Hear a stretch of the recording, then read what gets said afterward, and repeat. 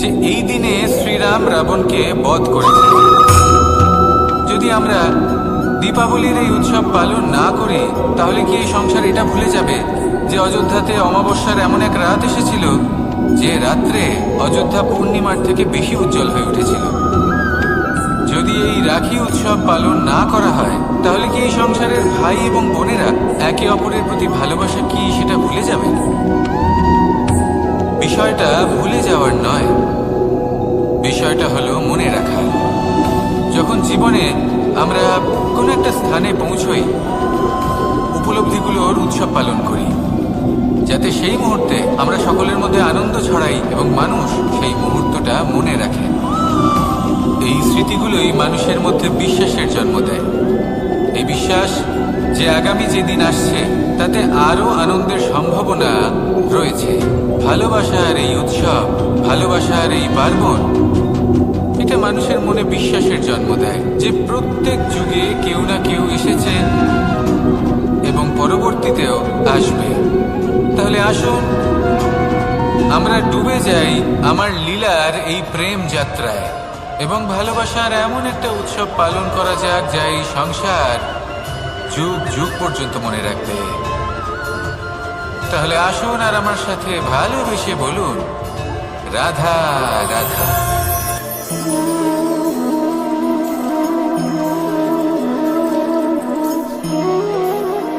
এ হলো এক আম গাছ, আর খুব যত্ন সহকারে আমি এটা বড় করেছি। প্রথমে বীজ বপন করেছি, তারপর সিঞ্চন করেছি, তারপর এর থেকে অঙ্কুর বেরিয়েছে, তারপর দিন প্রতিদিন আমি এতে জল দিয়েছি। আস্তে আস্তে ওর পাতা বেরিয়েছে, তারপর ও একটা গাছের আকার ধারণ করেছে। এইভাবেই যদি প্রতিদিন আমি ওর দেখাশোনা করি, তাহলে নিশ্চিত রূপে এর শিকড় আরো দৃঢ় হবে এবং একটা বিশাল গাছের আকার ধারণ করবে, যার থেকে কিছু ডাল জন্ম নেবে, আর তাতে আমি পাবো কিছু মিষ্টি সুস্বাদু আম ফল। এবার আম তো সকলের প্রিয়, সকলের পছন্দের ফল, সকলে খেতে চান। কিন্তু আম পাওয়ার জন্য আগে আপনাকে সেই গাছের যত্ন নিতে হবে। যদি আপনি গাছ লাগিয়ে তারপর ভুলে যান, তাহলে সেই গাছের কি হবে? তার অস্তিত্বটাই মুছে যাবে, তাই না? আমাদের সম্পর্কগুলো কিছুটা এরকমই হয়। যদি সম্পর্ক জুড়ে আপনি ভুলে যান, তাহলে তার অস্তিত্বই মুছে যাবে। তাই শুধুই সম্পর্ক গড়বেন না, তাকে পালনও করুন। নিশ্চিত রূপে আপনার এই সম্পর্করূপী বৃক্ষের ডালে আনন্দের মিষ্টি সুস্বাদু আম ফল নিশ্চয়ই পাওয়া যাবে। তাহলে প্রত্যেক দিন প্রত্যেক সম্পর্ক পালন করুন, তার থেকে আনন্দ লাভ করুন। এই মন ভালোবেসে বলবে, রাধা রাধা। কোনো এক বস্ত্রে যদি ছোট্ট একটা ছিদ্র উৎপন্ন হয়, আর যদি আমরা তার দিকে নজর না দিই, তাহলে সময়ের সাথে সমগ্র বস্ত্র ছিঁড়ে যায় আর কোনো কাজে আসে না। যদি কোনো একটা নৌকাতে ছোট্ট একটা ছিদ্র উৎপন্ন হয়, তাহলে সময়ের সাথে পুরো নৌকাই জলে ডুবে যায়। লক্ষ্যের দিকে অগ্রসর হওয়ার সময় একটা ছোট্ট ভুল আপনি যদি করে ফেলেন, তাহলে আপনাকে তা লক্ষ্যের থেকে দূরে করে দিতে পারে। এমনটা এই সম্পর্কের সাথেও হয়ে থাকে। কোনো একটা ছোট্ট কথা, একটা ছোট্ট মনোমালিন্য যদি সম্পর্কে আসে এবং সেটা না মেটানো হয়, তাহলে সেই সমগ্র সম্পর্কটা, অনেক বড় বড় সম্পর্ক ভেঙে যেতে পারে। যদি আপনার সম্পর্কে ছোট্ট একটা ছিদ্র উৎপন্ন হয়, তাহলে প্রেমের সূচ আর স্নেহের সুতো দ্বারা সেলাই করে ফেলুন, যাতে আপনার এই সম্পর্ক অটুট থাকে এবং প্রেম দ্বারা পরিপূর্ণ থাকে। আসুন আমার সাথে ভালোবেসে বলুন, রাধা রাধা। দু রকমের প্রাকৃতিক বেগ থাকে। প্রথম হলো বর্ষা। যখন এর বর্ষণ হয়, তখন মাটিকে শীতল করে নতুন ফসল ফলায়। আর দ্বিতীয় হয় পবন, যা আমাদের সর্বদা শ্বাসবায়ু প্রদান করে। অশান্ত এই মনকে শান্তি প্রদান করে, এই ক্লান্ত শরীরে স্ফূর্তি প্রদান করে। আমাদের জীবনে যত আবেগ আছে, তা হয় বর্ষার মতো হওয়া উচিত, নয় হওয়া উচিত পবনের মতো। ক্রোধ, মতভেদ, বিবাদ, এগুলো হওয়া উচিত বর্ষার মতো। অর্থাৎ কিছু সময় পরে যেন এরা নিজে থেকেই ছিন্ন ভিন্ন হয়ে চলে যায়। আর যদি পবনের মতো কোনো আবেগ থাকা উচিত তা হলো প্রেম,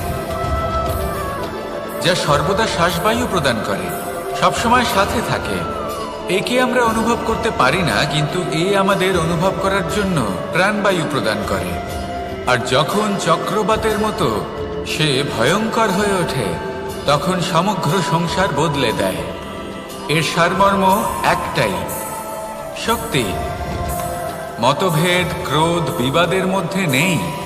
শক্তি যদি থাকে তা আছে প্রেমের মধ্যে। তাই এই প্রেমকে মনের মধ্যে রাখুন আর আমার সাথে বলুন, রাধা রাধা। জীবনে দুই ধরনের আবেগ রয়েছে যার কোনো মূল্য নেই। আমার কথার অর্থ এটা নয় যে এদের কোনো গুরুত্ব নেই, গুরুত্ব যথেষ্টই রয়েছে, শুধু এদের জন্য আপনাকে কোনো মূল্য দিতে হয় না। প্রথম আবেগ হলো আনন্দ, প্রসন্নতা। এটা আপনি যে কোনো জায়গায় খুঁজে পেতে পারেন যদি আপনি খুঁজে পেতে চান। আপনি কোনো পুষ্পের সৌন্দর্য দেখে প্রসন্ন হতে পারেন। বায়ুর কারণে যখন একটি বৃক্ষ শিহরিত হয় সেটা দেখে আপনি প্রসন্ন হতে পারেন। একটা ছোট্ট শিশুর কলরব শুনেও আপনি প্রসন্ন হতে পারেন। একটা ক্রন্দনরত বালককে হাসিয়ে আপনি প্রসন্ন হতে পারেন। সবকিছু আপনার উপর নির্ভরশীল। সেখানে আরেকটি আবেগ হলো দুশ্চিন্তা। মানুষ বড়ই দুশ্চিন্তা করতে থাকে। আজ আমি এই কাজ করেছি, সেই বিষয়ে চিন্তা। আজ আমি এই কাজ করতে পারিনি, সেই বিষয়ে চিন্তা। কাল আমাকে এই কাজ করতে হবে, সেই নিয়ে চিন্তা। আমি কি সেই কাজটা করতে পারবো, সেই বিষয়েও দুশ্চিন্তা। চিন্তা সর্বত্র রয়েছে, যার জন্য মূল্য দিতে হয় না। যত চান আপনি একত্রিত করতে পারেন। একটা গুরুত্বপূর্ণ কথা মনে রাখবেন, প্রসন্নতা জীবনের একটা নতুন সূত্রপাত। সেখানে দুশ্চিন্তা হলো জীবনের চিতার সমান। এবার এই দুটি আবেগ হলো মূল্যহীন, দুটোই আপনার সামনে আছে। কোনটা চয়ন করবেন আপনি, দুশ্চিন্তা নাকি প্রসন্নতা? সিদ্ধান্ত আপনারই। আসুন আর আমার সাথে ভালোবেসে বলুন, রাধা রাধা। নন্দ বাবাও খেলার ছলে খুব বড় বড় শিক্ষা দিতেন। অনেকদিন আগেকার কথা, বাবা আমার জন্য একটা মানচিত্র নিয়ে এলেন। এটা ছিল জম্বুদ্বীপের মানচিত্র, ঠিক যেন একটা ধাঁধা, যা টুকরো টুকরো করে বিভিন্ন দিকে ছড়ানো, যেগুলোকে আমায় জুড়তে হতো। ব্যাস শুধু এটুকুই ছিল আমার কাজ। আমি বারবার প্রচেষ্টা করলাম, কিন্তু বারবার অসফলই রয়ে গেলাম। বাবা এটা দেখলেন এবং হাসলেন। বাবা বললেন, একটা কাজ করো, এই প্রত্যেকটি অংশকে উল্টে রাখো। আমিও উল্টে রাখলাম। তারপরে দেখলাম প্রত্যেক অংশে মানুষের শরীরের কোনো না কোনো অংশ চিহ্নিত। কোথাও হাত আছে, পা আছে, কোথাও মুখ আছে। বাবা বললেন যে এবার এটা জুড়তে চেষ্টা করো। আমিও জুড়ে দিলাম। মানুষের মানচিত্র পূর্ণ হলো। এবার বাবা বললেন, এটা উল্টে রাখো। মানচিত্র পূর্ণ আকার ধারণ করেছে। আমি বললাম, ঠিক আছে। আমি উল্টে রাখলাম। দেখলাম জম্বুদ্বীপের মানচিত্র পূর্ণ হয়েছে। বাবা বললেন, যদি দেশকে সফল করে তুলতে চাও, শক্তিশালী করতে চাও, স্থির বানাতে চাও, তাহলে সবার আগে দেশবাসীকে একত্রিত করতে শেখো। সকল সৈন্যগণ যখন একজোট হয়ে দাঁড়াবে, তখন দেশের শক্তি আরো বেড়ে যাবে। শুধু তাই নয়, বাবা বললেন, যদি ভালোবাসার সাথে জড়িয়ে পড়ো, তাহলে পরমাত্মাও তোমার সামনে এসে দেখা দেবেন। তাহলে এটাই করুন আর আমার সাথে ভালোবেসে বলুন, রাধা রাধা। এই সংসারের অন্তের, এর বিনাশের প্রারম্ভ কিভাবে হয়? কোন যোগের মাধ্যমে, কোন ভয়ানক অসুরের আগমনে, নাকি প্রকৃতির রাগের কারণে? না, এই সংসারের বিনাশের প্রারম্ভ হয় আমি থেকে। এই আমি, এই তুমি। এটা আমি করেছি, ওটা তুমি করেছো, এটা আমার, ওটা তোমার, আদি ইত্যাদি। এই ভাব যখন মনে বাসা বেঁধে নেয়, সর্বপ্রথম ঘর ভাগ হয়, তারপর বসতি, তারপর প্রাণ, আর তারপর দেশ, আর সবার শেষে সমস্ত সংসার ভাগ হয়ে যায়। আর এই ভাগ হয়ে যাওয়া শেষে মনোমালিন্যে পরিণত হয়। এখন এমত অবস্থায় কি করা যেতে পারে? কিভাবে বাঁচা যায় এই পরিস্থিতির থেকে, কিভাবে দূরে থাকা যায় এই বিনাশের থেকে? উত্তর সেই একটাই, করুণা। একে অপরের দরকারগুলি বুঝুন, একে অপরের সমস্যাগুলি বুঝুন, একে অপরের দুঃখের সাথী হয়ে দাঁড়ান, একে অপরের সুখের ভাগিদার হন। আর শেষে যখন এই আমি আমরাতে পরিণত হবে, তখন এই বিনাশ নিজে থেকেই দূরে চলে যাবে। তাহলে আমরাতে বিশ্বাস করতে শিখুন, আর আমার সাথে ভালোবেসে বলুন, রাধা রাধা। এই মুদ্রা, এবারে ভাবুন, এটাই আমাদের জীবন, জীবনের সুখ আর দুঃখ। এই মুদ্রা, এই জীবনের দুটি দিক। কিন্তু যখনই আমরা ঈশ্বরের কাছে প্রার্থনা করি, তখনই আমরা সুখ চাই, আর সেই সুখ আসেও। আর যখনই সেই সুখ আসে, তখন ব্যক্তি সর্বপ্রথম তাকে ভুলে যায় যে দুঃখের সময় ওনার সাথে ছিল। আর এমত অবস্থায় উনি সাহায্য করেন না, উনি করেন উপকার। আর এই উপকারের বদলে মানুষের থেকে উনি নিজের জন্য শ্রদ্ধা চান। আর সেই শ্রদ্ধা, সেই চাহিদার কারণে উনি নিজেকে অন্যদের থেকে শ্রেষ্ঠ, অন্যদের থেকে ভিন্ন মনে করতে বিবশ হয়ে যান। আর আলাদা হবার কারণে তার মধ্যে জেগে ওঠে অহংকার, আর সেটাই হয় তার পতনের কারণ। এবার এতে কি করা যেতে পারে? কি চাওয়া যেতে পারে ঈশ্বরের কাছে? এই প্রশ্ন অবশ্যই মনে আসে। ঈশ্বরের কাছে চান সুখ, শুধুমাত্র ততটাই যাতে অহংকার না আসে, আর দুঃখ ততটাই যাতে শ্রদ্ধা না চলে যায়। রাধা রাধা। এই সংসারে এমন কিছুই নেই যে সব সময় একই থাকবে। যা কিছু নির্মাণ হয়েছে তা একদিন অবশ্যই ভেঙে পড়বে। কিন্তু এই ভেঙে যাওয়ার বিশ্লেষণ আপনি কিভাবে করবেন তা আপনার উপরে নির্ভর করছে। ওই আকাশের দিকে তাকান, ওই মেঘ, ওটাও ভেঙে পড়ে, কিন্তু নিজে ভেঙে পড়ার সাথে বর্ষাকে তৈরি করে যায়।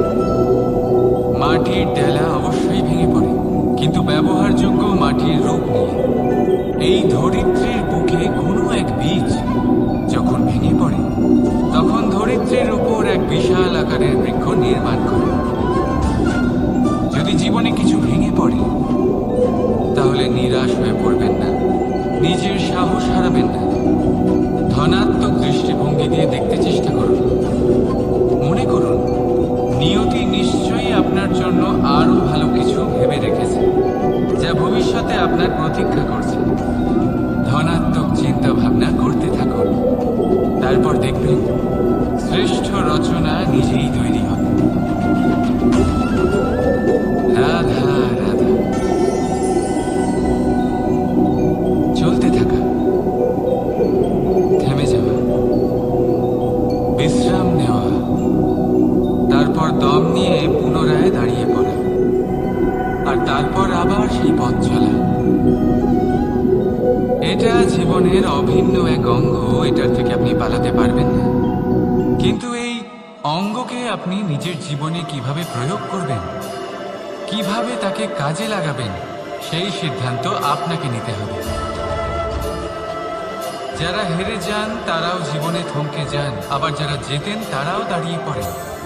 যারা হেরে যান তারা হাঁপিয়ে দাঁড়িয়ে পড়েন, যারা জিতে যান তারা দাঁড়িয়ে পড়েন সেই সর্বোচ্চ স্তরে পৌঁছে গিয়ে। এবার দাঁড়াতে তো আপনাকে হবেই, তা হতেই হবে। কিন্তু কখন, কিভাবে দাঁড়াবেন, ক্লান্ত হয়ে নাকি সর্বোচ্চ স্তরে পৌঁছে গিয়ে, সেই সিদ্ধান্ত আপনার। অবশ্যই দাঁড়িয়ে পড়ুন, কিন্তু ক্লান্ত হয়ে নয়, কারণ আপনাকে পুনরায় দাঁড়িয়ে পড়তে হবে, পুনরায় যাত্রাপথে এগোতে হবে এবং সর্বোচ্চ স্তরে পৌঁছতেই হবে। রাধা রাধা। স্বপ্ন, আমরা জীবনে স্বপ্ন দেখতে থাকি, সেটা পূরণ করার পূর্ণ প্রয়াস করে থাকি। কিন্তু এই স্বপ্ন পূরণ না হওয়ার পরিস্থিতিতে আমরা ভেঙে পড়ি, ছিন্ন বিচ্ছিন্ন হই। আর তারপরই বোঝা আমরা আগামী প্রজন্মের ওপর রীতিমতো ঝাঁপিয়ে দিই। আমরা এটাই মনে করি যে আমরা যেটা হতে পারিনি সেটা আমাদের সন্তান অবশ্যই হবে। আমরা যা কখনো পাইনি আমাদের সন্তান অবশ্যই তা পাবে। এটা যে অনুচিত সেটা আমরা ভাবি না, কিন্তু এটা ভুল। আর এই ভুল আমরা সকলেই করে থাকি। সন্তান প্রকৃতি আর পরমাত্মার আশীর্বাদ। ওদের ভেতরে তাদের নিজের একটা অস্তিত্ব লুকিয়ে থাকে, সেটা মন দিয়ে দেখুন তো। আপনি শুধু ওই সন্তানকে জন্ম দিয়েছেন, কিন্তু ওর জীবন আপনার নয়। তাই নিজের সন্তানের সাথে থাকুন, সময় কাটান, ওদেরকে ভালোবাসুন, সবসময় প্রেরণা দিন। কিন্তু প্রেরণা দিন ওর নিজের অস্তিত্বকে বাড়ানোর জন্য, ওর নিজের স্বপ্ন পূরণ করার জন্য, আপনার স্বপ্ন পূরণ করার জন্য নয়। ওদের অস্তিত্বকে পূর্ণাঙ্গে বৃদ্ধি পেতে দিন। রাধা রাধা। এই পুকুর দেখছেন আপনি? পুকুরের জল কখনো প্রবাহিত হয় না, একই স্থানে জমে থাকে। আর সেই কারণে কিছুদিন পর ময়লা হতে শুরু করে। কিন্তু তাও আমরা একে ত্যাগ করি না, আমরা তবুও একে পুজো করি। শুধুমাত্র এই কারণে নয় যে অতীতে সে আমাদের তৃষ্ণা মিটিয়েছে, কিন্তু এই কারণেও যে যদিও বা সে ভবিষ্যতে আমাদের তৃষ্ণা না মেটায়, কিন্তু প্রয়োজন হলে আগুন অবশ্যই নেভাতে পারে। ঠিক সেই রকমই হয় আমাদের সম্পর্ক। সম্পর্ক যা আমরা বহু বছর পরিশ্রম করে তৈরি করি, যে দরকার পড়লে আমাদের সহায়ক হয় কোনো না কোনোভাবে। সেই জন্য সম্মান করতে শিখুন এই সম্পর্কগুলিকে। শিখুন এই সম্পর্কগুলিকে অটুট রাখতে। কথায় কথায় এই সম্পর্কগুলিকে ভেঙে দিতে শিখবেন না। রাধা রাধা। বিষ, এই শব্দটা শুনলেই মনে অনেক কল্পনা জন্ম নেয়। কল্পনা অসহ্যকর তিক্ততা, কল্পনা অত্যন্ত বেদনাদায়ক মৃত্যু। এবার যদি আপনাকে জিজ্ঞেস করা হয় যে সবচেয়ে বিষাক্ত বিষ কোনটা, তাহলে আপনি কি বলবেন? কেউ বলবে সর্পের বিষ, কেউ বলবে কাঁকড়া বিছের, কেউ বলবে কালকিউটের বিষ। কিন্তু না, এই সমস্ত রকম বিষ সেই বিষের সামনে টিকতে পারবে না যাকে আমরা বলে থাকি কানের মধ্যে ঢালা বিষ। শুনতে অত্যন্ত মিষ্টি, কিন্তু তিক্ততায় অত্যন্ত বিষাক্ত। পেটের মধ্যে যাওয়া এই বিষ শুধুমাত্র একটি মানুষের মৃত্যুর কারণ হয়, কেবল একটি। কিন্তু কানের মধ্যে ঢালা এই বিষ একাধিক সম্পর্কের নাশ করতে পারে। আর এটাতে সেই ব্যক্তির ভুল নেই যে আপনার কানে বিষ ভরেছে, আপনি তাকে দোষ দিতে পারেন না। এখানে দোষ আপনার নিজের, যে এই বিষকে আপনি নিজের উপরে প্রভাব ফেলতে দিয়েছেন। এই বিষকে সুযোগ দিয়েছেন আপনার ক্ষতি করতে, এটা আপনার ভুল। সেই জন্য কুমন্ত্রণায় কখনো কান দেবেন। আপনার মনে ভালোবাসার দৃঢ়তা জাগিয়ে তুলুন আর নষ্ট করে দিন এই সংসারের সমস্ত বিষয়ের প্রভাব। রাধা রাধা। জীবন, আমাদের এই জীবন, সুখ আর দুঃখ, এই দুইয়ের মিশ্রণ। এদের সংমিশ্রণই জীবনের ভারসাম্য বজায় রাখে। এখন এই সুখ, সুখ এমন এক বস্তু যাকে সবাই খুঁজে চলেছে। দুঃখ এমন এক অনুভূতি যা সবার কাছে আছে। আমাদের প্রত্যেকের জীবনে সুখ আর দুঃখ আসতে থাকবে আর যেতেও থাকবে। এটা অবশ্যই জীবনে থাকবে, কিন্তু সফলতা, এটা সবার জীবনে আসে। কেন? কারণ এই সফলতা সুখ আর দুঃখের দ্বারা প্রাপ্ত হয় না। সফলতা প্রাপ্ত হয় নিজের উপরে বিশ্বাস করতে থাকে। আকাশের ওই সূর্যকে দেখুন, সূর্যের বিশ্বাস আছে নিজের উপর যে সে সমস্ত জগৎকে আলোকিত করতে পারবে, নিজের প্রথম রশ্মি দিয়ে অন্ধকারকে দূর করতে পারবে। সূর্য এই বিশ্বাস নিয়েই আসে, আর কিছুক্ষণের মধ্যেই সমস্ত সংসার থেকে অন্ধকারকে বিনাশ করে ফেলে সে। তাহলে মনে রাখবে, এই সুখের আভাস, এই দুঃখের অনুভূতি আসতেও থাকবে আর যেতেও থাকবে। শুধু নিজের উপরে বিশ্বাস রাখবে, তারপর দেখবেন এই সফলতা আপনার দাস হয়ে থাকবে। রাধা রাধা। চাঁদ কত শ্রেয়, শুভ্র, কত সুন্দর। কিন্তু যদি আপনি মনোযোগ সহকারে দেখেন তাহলে দেখবেন এই চাঁদেও দাগ আছে। আর এই দাগগুলি থাকার কারণে কি এই চাঁদের মাহাত্ম্য কখনো কমে যায়? কখনো না। এর কারণ হলো চাঁদের নিরন্তর চেষ্টা। একবার এই আকাশে দেখুন, এই অন্ধকার সবসময় চেষ্টা করে চাঁদকে ঢেকে দেওয়া, কিন্তু এই চাঁদ সবসময় এই অন্ধকারের সাথে লড়াই করতে থাকে। অমাবস্যা থেকে শুরু করে চাঁদের এই যাত্রা পূর্ণিমা অবধি পৌঁছেই যায়। আর তাই এই চাঁদের পুজো করা হয়। এই কারণে এই চাঁদকে মাহাত্ম্য দেওয়া হয়। এইভাবেই যদি আপনার মধ্যে কোনো দোষ থাকে, কোনো খারাপ কিছু থাকে, তাহলে সেটা কোনো বড় ব্যাপার নয়। চেষ্টা করুন সেটাকে শুধরে নেওয়ার, কিন্তু সেই কারণে নিজেকে খারাপ মনে করা এটা অনুচিত। নিজের ভুলগুলো, নিজের দোষগুলো, নিজের খারাপ দিকের কথা ভুলে আপনি এই সংসারের ভালোর দিকে প্রস্থান করেই দেখুন না। আপনি দেখবেন আপনার অন্তরের তেজ ঠিকরে বেরোচ্ছে। রাধা রাধা। এই পিঁপড়েদের দেখছেন আপনি? সবাই একই রকম। এদের মধ্যে তফাৎ খুঁজে বার করা অসম্ভব। মনে হয় যেন ওদের আলাদা আলাদা অস্তিত্বই নেই। কিন্তু যদি আপনি মন দিয়ে দেখেন তাহলে দেখবেন প্রতিটা পিঁপড়ের আলাদা কাজ নির্ধারিত, তাদের আলাদা অস্তিত্ব আছে। কেউ বাড়ি বানানোর জন্য মাটি সংগ্রহ করতে পটু, কেউ ঢিপি বানাতে পটু, কেউ খাবার খোঁজায় পটু, আবার কেউ সেই খাবার আনায় পটু। ঠিক সেরকমই হয় মানুষের। মনে হতেই পারে সবাই একই রকম, কিন্তু প্রতিটা মানুষের ব্যক্তিত্ব, প্রতিটা মানুষের অস্তিত্ব ভিন্ন। আর সত্যি কথা বলতে কি, প্রতিটা মানুষের ভিন্নতাই আমাদের প্রগতির দিকে নিয়ে যায়। ভাবুন, যদি আপনাকে কারোর সাথে হাত মিলিয়ে চলতে হয়, তাহলে আপনাকে আপনার সোজা হাত তার উল্টো হাতে ধরে এগোতে হবে। এটাই সৃষ্টিকর্তার সৃষ্টির নিয়ম।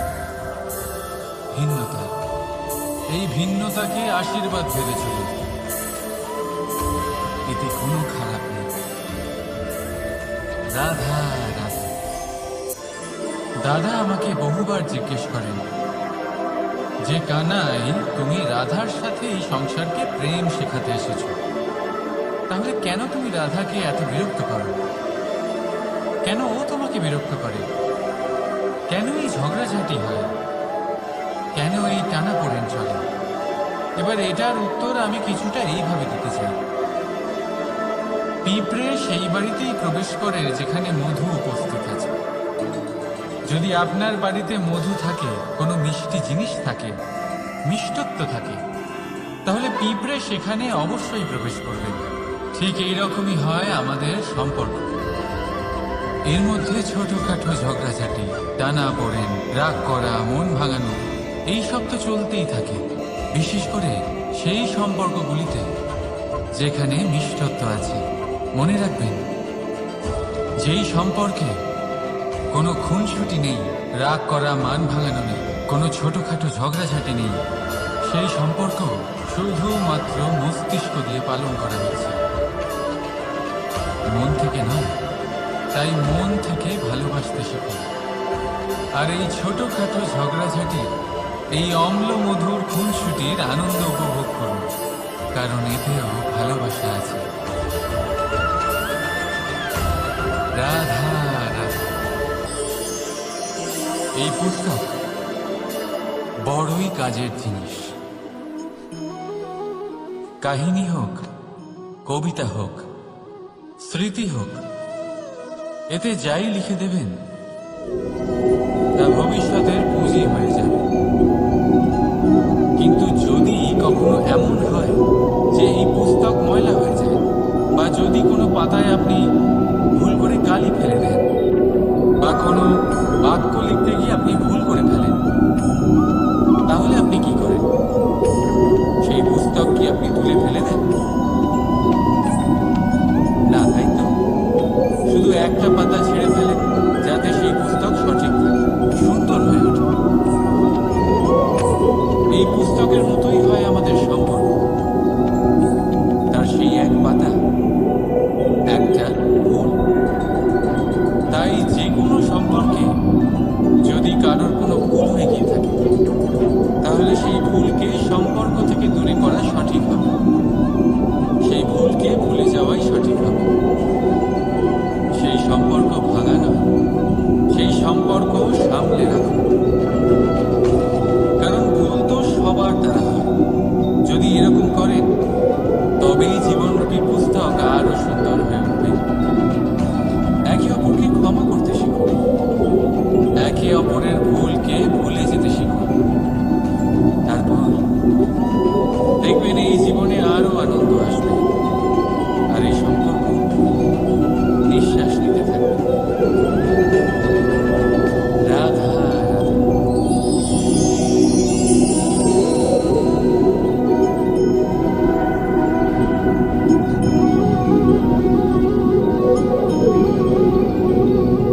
আমার এই ছায়া দেখতে পাচ্ছেন আপনি?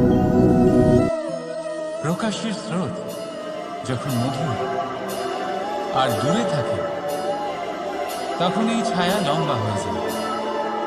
কিন্তু যেই প্রকাশের স্রোত মাথার উপরে চলে আসে, এই ছায়ার আকার ক্রমশ ছোট হতে থাকে, আর অন্ধকারে তো এই ছায়া বিলুপ্ত হয়ে যায়। কিছুটা এরকমই হয় আমাদের অহংকার। সুখের আগমন হলে বৈভবের উপলব্ধিতে এটা বাড়তে থাকে, কিন্তু যেই সংকটের তাপ বেড়ে ওঠে, অহংকার ছোট হতে থাকে। আর যখন সংকটের এই অন্ধকার আমাদের চারিদিক থেকে ঘিরে ধরে, তখন এই অহংকার আমাদের ছায়ার মতোই বিলুপ্ত হয়ে যায়। তাই সেই কারণে আপনার জীবনে সংকটের আগমন আপনার অহংকার নষ্ট করেই দেবে, কিন্তু তার জন্য সংকটের অপেক্ষা কেন করবেন? এই অহংকারকে বাড়তেই দেবেন না, উৎপন্ন হতেই দেবেন না।